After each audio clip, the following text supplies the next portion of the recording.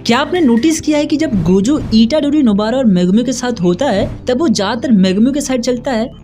वो अपने आप को स्लो डाउन कर लेता है और इटाडोरी और नोबारा को छोड़कर मेगुमी के साथ चलता है। फैंस का कहना है कि गोजो अपने आप को पीछे इसलिए करता है क्योंकि वो इटाडोरी और नोबारा के मिशन में ज्वाइन नहीं होना चाहता है। इसका कारण में भी ये हो सकता है क्योंकि उन दोनों की जोड़ी मिशन के दौरान काफी कमाल की होती है ना। अब ये तो मैंने आपको सातोरू गोजो को 21 हिडन डिटेल्स में से एक डिटेल्स बताया है। आगे इससे भी अमेजिंग बातें गोजो के बारे में होने वाली है, तो वीडियो पूरा जरूर देखना। अगर आप जेजेके के सीजन 2 के एंडिंग सॉन्ग को ध्यान से देखे हो तब आपको उसमें गोजो के बेडरूम जरूर देखा होगा, है ना। लेकिन आप इसे जरूर मिस कर दिए होंगे। आप जरा इस सीन को देखो जो सीजन 2 के एंडिंग सॉन्ग से लिया गया है, जो कि सातोरू गोजो के बेडरूम का सीन है। और आप ध्यान से देखोगे तो आपको एक फोटो फ्रेम देखने को मिलेगा जो कि सातोरू गोजो अपने रूम में रखा होता है। इससे हमें ये तो पता ही चल जाता है कि सातोरू सच में अपने दोस्तों को काफी याद करता है और खासकर अपने ओल्ड फ्रेंड सुगुरु गेतो का। लेकिन आगे क्या होता है वो तो हम सबको पता ही है। वैसे एक बात तो है कि गोजो काफी प्रोटेक्टिव होता है, कुछ ज्यादा ही प्रोटेक्टिव। ये सीन देखो, जब वो प्लेन के अंदर जाता है तब सारे लड़कियां उसे घूर घूर कर देखने लगती है और भाई को कुछ ज्यादा ही प्रोटेक्शन की जरूरत पड़ जाती है। आप अंदाजा लगा सकते हो कि मेगुमी बचपन से इसके साथ रहा है, क्या सीखा क्या होगा भाई ने, पता नहीं बेचारे को और क्या क्या झेलना पड़ा होगा,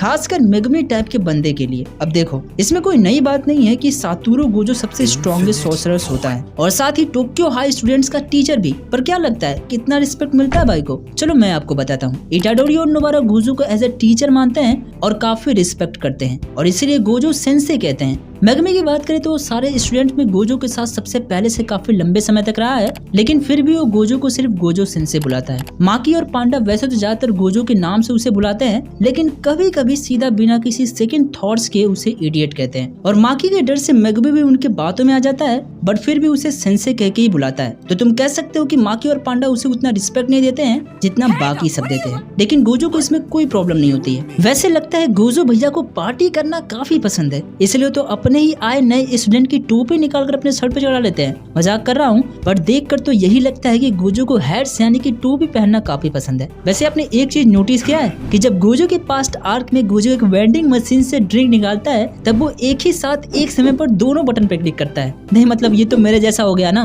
कि एक से भले दो। मजाक से हटकर लगता है कि गोजो या तो पहली बार वेंडिंग मशीन इस्तेमाल कर रहा है या भाई पीटने की वजह से उसका दिमाग ठीक से काम नहीं कर रहा है, इसलिए तो उसको समझ नहीं आ रहा है कि एक दबाव या दो ड्रिंक एक बटन से एक बार में एक ही निकलता है। अब भले ही गोजो कितना ही पावरफुल क्यों ना हो, लेकिन वो अपने बड़ों की इज्जत तो करता है ना। अरे सही में, जैसा कि आपको ये तो पता ही होगा कि गोजो के पास्ट आर्क एपिसोड 1 में ही गोजो की गलती की वजह से ही प्रिंसिपल मेगामिची उसे लगा कर रखते हैं, लेकिन गोजो अपनी पावर का गलत इस्तेमाल नहीं करता है और उसे पता होता है कि नहीं ये मेरी गलती की वजह से हुआ है और तुम लोग फालतू में ही बेचारे को ओवर कॉन्फिडेंट बोलते हो। हाँ वो थोड़ा सा मिस मैनर है। अच्छा चलो अगले फैक्ट की तरफ बढ़ते हैं। वैसे बच्चों को कैरी करना अपने आप में ही एक कला होती है, जैसे सुगुरु गेतो रिको को लेकर करता है, बट गोजो का स्टाइल ही अलग होता है। फिर चाहे वो रिको हो या इटाडोरी, ये बंदा ऐसे कैरी करता है, इसलिए बच्चे तुम्हारे पास आने से डरते हैं। अब जरा सीजन 2 के ओपनिंग सॉन्ग को देखो, आपको इसमें एक सीन दिखाई देगा जहाँ गोजो एक चेयर पर बैठा होता है। एक्चुअली वही चेयर होता है जो गोजो के पास्ट आर्क खत्म होने के जस्ट तुरंत बाद ही दिखता है और जिसके लिए नोबारा और इटाडोरी मार करते हैं बैठने के लिए, क्योंकि शायद ये चेयर काफी कॉस्टली होता है। जो भी हो, लेकिन उन दोनों की लड़ाई में आपने ये नोटिस तो नहीं किया होगा, है ना।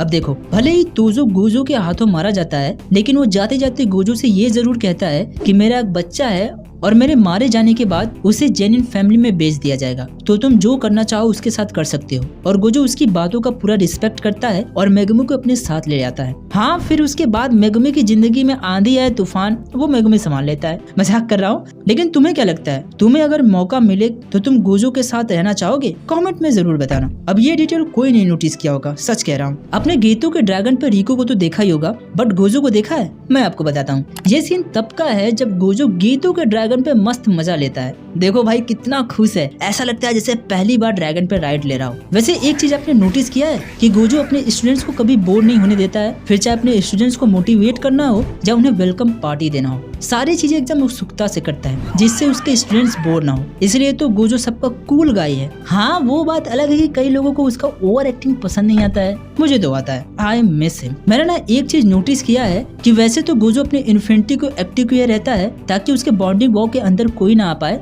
बट जब यूजी और नोबारा उसके पास आते हैं तब वो इसका बुरा भी नहीं मानता है और उन्हें अपने पास आने देता है और साथ ही उस समय अपनी इन्फिनिटी को डीएक्टिव कर देता है ताकि उन लोगों को कोई दिक्कत ना हो। अमेजिंग है ना। अब अगर आप पहली बार इस सीन को देखोगे तो आपको लगेगा कि क्या नहीं, मतलब क्या खास क्या है इसमें, बट बात तो है गोजो यहाँ पूरी रात सोता नहीं है ताकि बाकी लोग चैन की नींद ले सके। वो यहाँ रात भर जाग कर सबकी रक्षा कर रहा होता है। इसका मतलब आप समझ रहे हो कि गोजो सच में सबकी फिक्र करता है। अब कोई नहीं कहेगा कि गोजो अपनी ही परवाह करता है बस। वैसे अपना गोजो कूल तो है। जैसे इस सीन को देखो, गोजो यहाँ काफी सारा बर्गर मंगवाता है क्योंकि गोजो और सोको गेतो और हाइबेरा को एक गेम में हरा देते हैं और इसलिए सोको नानामी और हाइबेरा से अपने हाथ पांव दबवाती है और गोजो गेतो से बर्गर मंगवाता है, वो भी इतना सारा क्योंकि इन सब का पैसा गेतो को जो भरना है। सच में भाई का रिएक्शन देखो, इसे कहते हैं फ्री का चंदन घिस मेरे नंदन, है ना। आप सबको ये तो पता ही होगा कि पूरी जेजे के सीरीज में गेतो ही एकमात्र ऐसा पर्सन होता है जो गोजो का एक अच्छा दोस्त होता है और इसलिए जब उसे पता चलता है कि गेतो ही है जिसने 112 लोगों की हत्या की है तब वो अपने हाथ को इतनी जोर से दबाता है कि उसके हाथ से खून निकलने लगता है।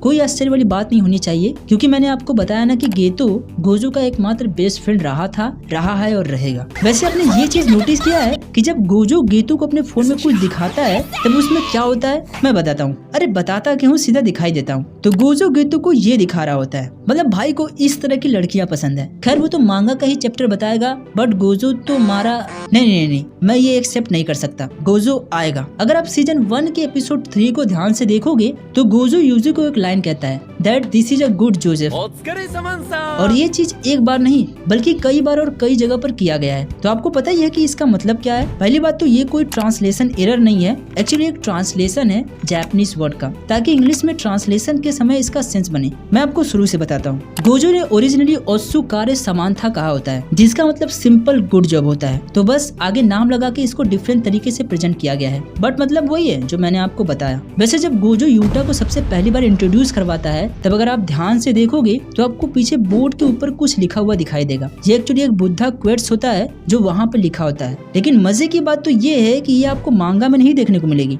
मतलब जेजेके में भी काफी चालाकी से एनिमे की मेन स्टोरी की रेफरेंस को भी हमें दिखाई गई है, बट क्या आपने उसे नोटिस किया था? कमेंट करके जरूर बताना। जब गोजो अपना आई पैच पहनता क्या है कहूँ, बल्कि वो ज्यादातर पहने ही रहता है, तो अगर आप ध्यान से देखोगे तो आपको उसकी आई का पैटर्न पट्टी के ऊपर दिखाई देगी। कमाल का डिटेल किया गया है ना। आप ऐसा मत समझो कि इसमें बड़ी बात क्या है, एनिमेटर ने अपना काम किया है अच्छे से, बट बात यह है ना कि एनिमेटर की फील्ड में जो मेहनत और ड्राइंग लगती है ना, वो सिर्फ एक एनिमेटर ही समझ सकता है, और इसलिए हर एक डिटेल को बारीक से बनाना और उसे मेंटेन करना अपने आप में एक बड़ी बात होती है। खैर ब्लीच खत्म कर दिया है, जल्दी उस पर ढेर सारी वीडियो आने वाला है, बट अगली वीडियो जेजेके पर ही होगी, तो चैनल को सब्सक्राइब करके बेल आइकन जरूर दबा देना। बाकी वीडियो पसंद आई तो वीडियो को लाइक जरूर कर देना और अपने दोस्तों के साथ फैला दो, जितना हो सके फैला दो, ताकि उनको भी अमेजिंग कंटेंट मिल सके। और अगर आपको जुजुत्सु काइसेन के अमेजिंग टेक्निक्स को डिटेल्स में जानना है कि वो क्या होता है, कैसे काम करता है, तो लेफ्ट वाली वीडियो पे क्लिक करो और जान लो। उसमें मैंने 22 first techniques from JJK universe से एक्सप्लेन किया है। मिलते हैं अगले वीडियो में। Good bye, take care. Malevolent Shrine.